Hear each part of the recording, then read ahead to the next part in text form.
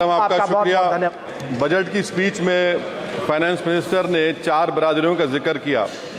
भारत की सबसे बड़ी अक़लियत मुसलमान है 17 करोड़। मैं हुकूमत से जानना चाहता हूं कि क्या 17 करोड़ मुसलमानों में गरीब नहीं है, नौजवान नहीं है, किसान नहीं है, ख़वातीन नहीं है? वतन अजीज़ में सबसे गरीब मुसलमान है, सबसे ज़्यादा नाखवानगी मुस्लिम ख़वातीन में। AIDS और PLFS का डेटा ये बताता है कि मुसलमानों में सबसे कम असासे हैं और कंजम्पशन लेवल दूसरे मजहबी ग्रुपों के बनिस्बत सबसे कम है। तालीमी इदारों में मैडम 15 और 24 साल की उम्र में भर्ती एनरोलमेंट में मुसलमानों की सिर्फ 29%, शेड्यूल कास्ट की 44%, हिंदू OBC के 51% और हिंदू अपर कास्ट की 59% है। हायर एजुकेशन मुसलमानों का एनरोलमेंट सिर्फ 5% है। PLFS का 2018-19 का डेटा वेज एम्प्लॉयज बताता है कि मुसलमान 22% थे, 2022-23 में 15% हो चुका है। सेल्फ एम्प्लॉयमेंट में मुसलमान, हिंदू, सिख ईसाई ज़्यादा 58.4% है। रेगुलर वेज एम्प्लॉयमेंट में सबसे कम मुसलमान है 15% और कैजुअल लेबर में सबसे ज़्यादा मुसलमान 26% है। तो मुसलमानों का शेयर रेगुलर एम्प्लॉयमेंट में लॉस हो रहा है एम्प्लॉयमेंट का।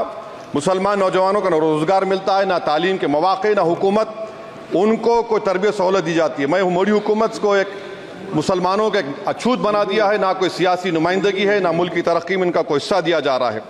मैं मैडम माइनॉरिटी वेलफेयर मिनिस्ट्री में 2023-24 में 38% की बजट में कमी कर दी गई, 5,000 से 3,000 करोड़ कर दिया गया। इस साल के बजट में सिर्फ चंद 100 करोड़ का इजाफा किया गया, मगर 23-24 के बजट के लेवल पर पैसे मुख्तसर नहीं किए गए।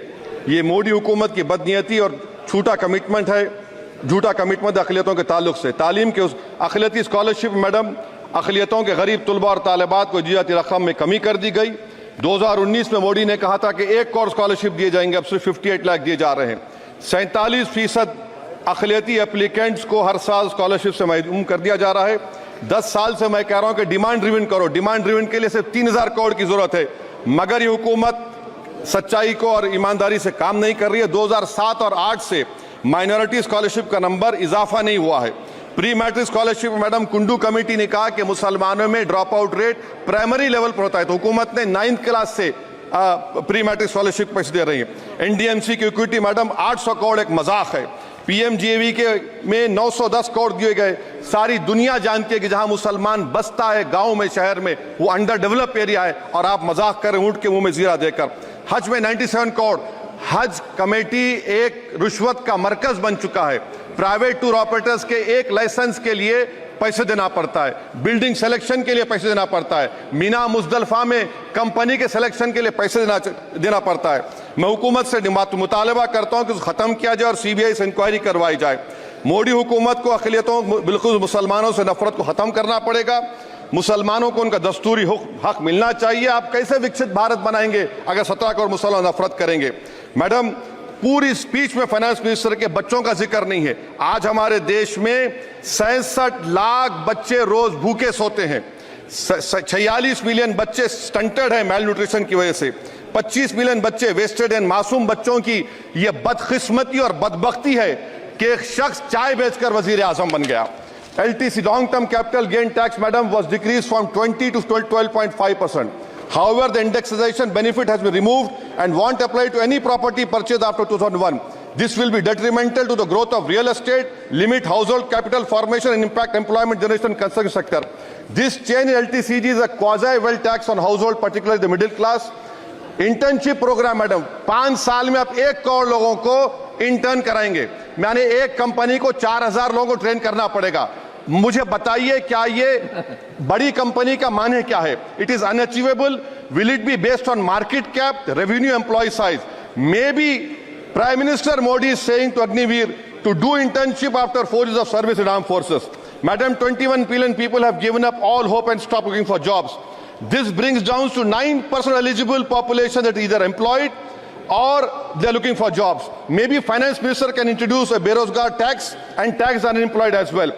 No significant increase for social welfare, healthcare.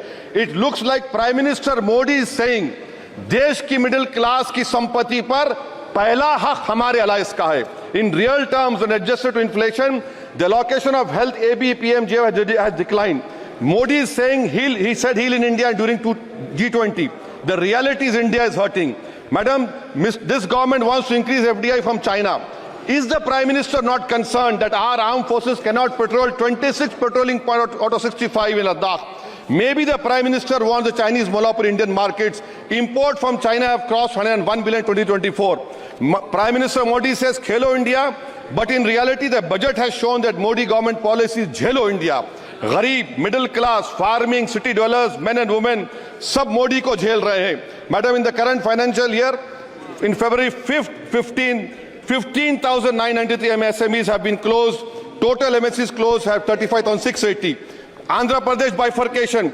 This parliament passed a law. For last 10 years, Modi government has shown their intellectual dishonesty in not giving ITR, IIM, Bayaram Steel Factory, Railway Code Hazipet, recognition of Palmaru as National Irrigation Project. This shows intellectual dishonesty of this government.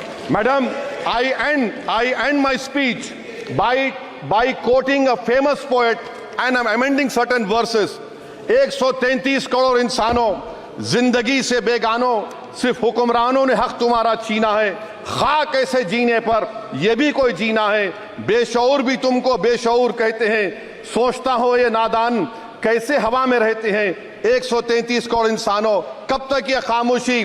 चलते फिरते जिंदानों, गरीब खवातीन, नौजवानों, किसानों से रोने की सदाएं आती हैं. जब शबाब पर आकर खेत लहलाता है, किसके नयन रोते हैं, कौन मुस्कुराता है?